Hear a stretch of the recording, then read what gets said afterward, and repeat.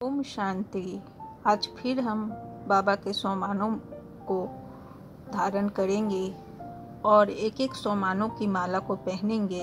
साथ ही उसका मनन चिंतन भी बड़े ध्यान से करेंगे। तो बाबा ने जो पहला सोमान दिया, मैं आत्मा नष्ट मुआ हूँ। एक बाप की याद हमें रहनी है और बाबा पर वारी जाना है। सबसे नष्ट मोहा बनकर साकार बाप को फॉलो करना है। एक बाप की याद रहेगी तो सब अपने आप सबसे नष्ट मोहा बन जाएंगे। बाबा कहते हैं, एक बाप पर बारी जाओ और नष्ट मोहा बन जाओ। हर चीज़ से नष्ट मोहा, चाहे हमारी प्रतिष्ठा हो, चाहे धन हो, चाहे परिवार हो, सबसे नष्ट मोहा। सबसे एक तोड़ निभानी है, तोड़ निभाना है और बाबा को ध्यान में रखते हुए हमेशा बाबा को याद करना है। एक बाबा ही, दूसरा न कोई। यही बात ध्यान में रहते हुए नष्ट मोहा बन जाना है। दूसरा जो सोमान है, मैं आत्मा दृष्टि हूँ। अपने जितने भी जो हमारे ताम झाम हैं, जितना भी हमारा धन है, संपत्ति है, बाल हैं, बच्चे हैं, परिवार है, और सब कुछ बाप को सौंप कर ट्रस्टी बन जाना है। ट्रस्टी की तरह देखभाल करना है। मेरा कुछ भी नहीं है, सब कुछ बाबा का है, यही सोचना है। और लोगों को भी बताना है कि बाबा को ट्रस्टी बनाकर अपने परिवार को संभालो। क्योंकि जब बाबा ट्रस्टी रहेंगे तो हमें किसी बात की चिंता नहीं रहेगी, हमारे सर पर बोझा कम रहेगा। एक मुरली में बाबा ने कहा था कि अपने सर पर क्यों टोकरी लादे रहते हो, बोझ की टोकरी, क्योंकि सब कुछ अपने ऊपर रखते हो, इसीलिए तो भारी लगता है। अगर बाप को बोझ सौंप दोगे तो अपने आप हल्के होकर हवा में उड़ोगे। तो हम तो बहुत खुश नसीब हैं कि भगवान खुद कहते हैं कि अपनी सारी चिंताएं, अपने सारे बोझ, अपना सारा उलूल जुलूल सब मुझे दे दो और ट्रस्टी बन जाओ। ट्रस्टी बनकर सेवा करोगे तो हमेशा फायदा होगा, हमेशा सुख मिलेगा, हमेशा बाबा का आशीर्वाद मिलेगा। पापों से बचना है तो ट्रस्टी बनकर सब कुछ बाबा पे सौंप दो। कोई भी धन, पाप की कमाई, वह हमारे काम में नहीं आएगी। तो पापों से बचने के लिए, हर तरह के गुनाहों से बचने के लिए अगर ट्रस्टी बनकर बाबा को सब कुछ दे देंगे तो हमें बहुत गलत काम करने से हम बच जाएंगे और हमेशा निश्चिंत भी रहेंगे कि बाबा बैठा है ना। तो मैं आत्मा दृष्टि हूँ।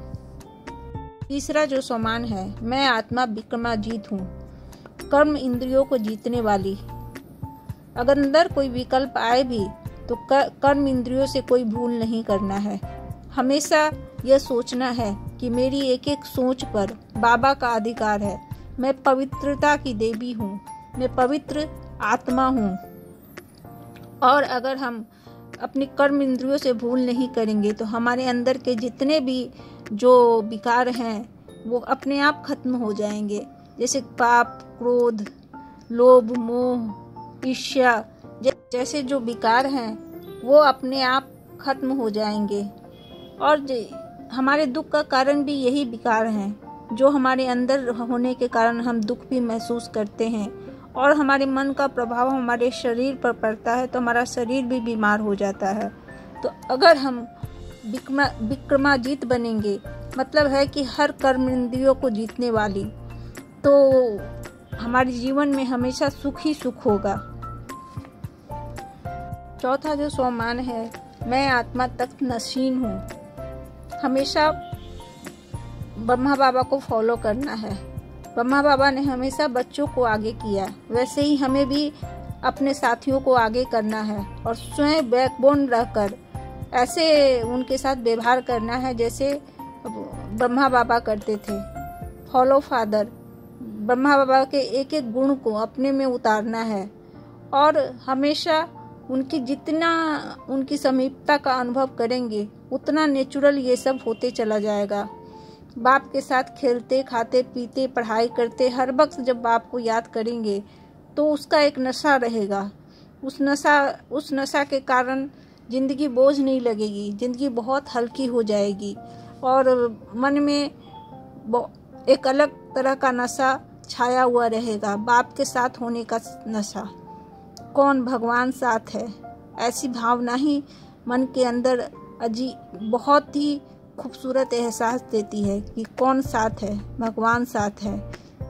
तो भगवान को साथ होने का अनुभव करते हुए हमेशा सोचना है कि मैं तख्त नशीन हूँ,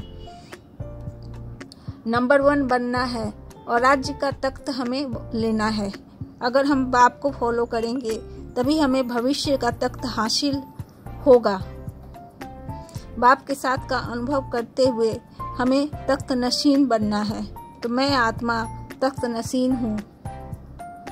5वां जो सोमान है, मैं आत्मा शक्तिशाली हूँ।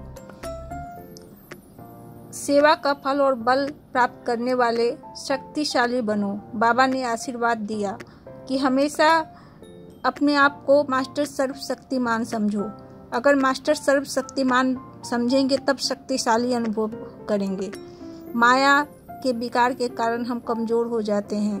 हमारे जीवन में बहुत सारा ऐसे प्रॉब्लम्स आ जाते हैं जिसके कारण हम बहुत कमज़ोर हो जाते हैं और कमज़ोरी के कारण बहुत सारे विकार हमें परेशान करते हैं। तो बाबा आशीर्वाद देते हैं कि शक्तिशाली बनो और हमेशा यह सम्मान तो धारण करना ही चाहिए कि मैं आत्मा शक्तिशाली हूँ, क्योंकि जैसे ही शक्ति आती है सारे काम संभव हो जाते हैं। छोटे से छोटे, बड़े से बड़े काम को हम आसानी से कर सकते हैं।